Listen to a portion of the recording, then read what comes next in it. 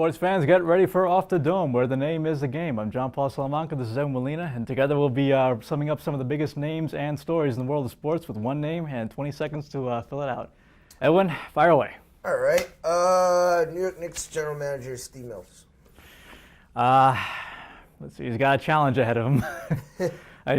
From what I hear, Phil Jackson, the new big wig here, is going to be isn't really a fan of his, and for that reason, I think that it's gonna, you need chemistry in the front office to make things work, and for that reason, I'm a little bit nervous as a Knicks fan personally about where this whole thing goes. Sure.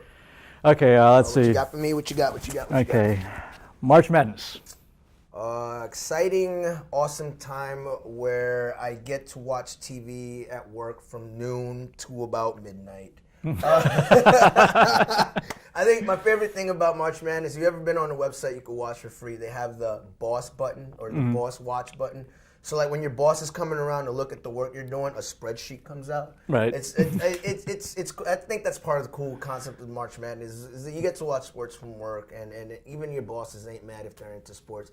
And it's the type of thing where casual fans are into it too, just on the gambling aspect of it. So, Very true. So, what do you got for me? All right, what do I have? I have John Elway, general manager of the Denver Broncos. Ambitious. I guess obviously he's aiming high with all these free agency signings. He still has a very bitter taste in his mouth from they're falling flat really in Super Bowl in the last Super Bowl.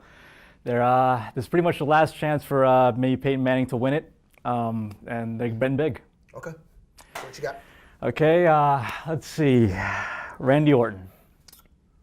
Underrated at the moment. Underrated, really? Yeah, a lot of people would disagree with you on that one. I know a lot of people feel that he's being pushed too much. I like the work that he's putting in, not just in the ring, in the mic. I like the whole bratty champion thing. I like the fact that even when he's being protected by the authority, he's still whining about something. I think this is the most I've liked Randy Orton probably ever in his career. Even with Evolution, I didn't care for him. This is probably the best of Randy Orton we've seen in a while. I don't know. It's still better than 2009. I mean, it was pretty good that time.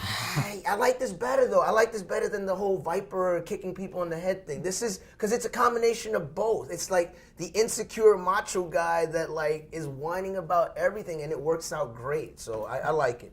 Okay, cool. I got one more, actually. Sure. What do I have? Let's go Geno Smith, New York Jets, quarterback. In trouble. Anybody with the Jets is really in trouble. Geno Smith, not taking away from him, but obviously very talented, but the Jets right now, they're a mess from top to bottom.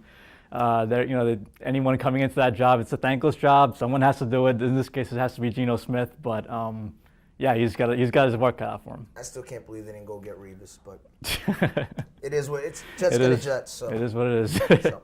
And that wraps up this edition of Off the Dome. Remember to tune in next week for more of what we come up with at the top of our heads.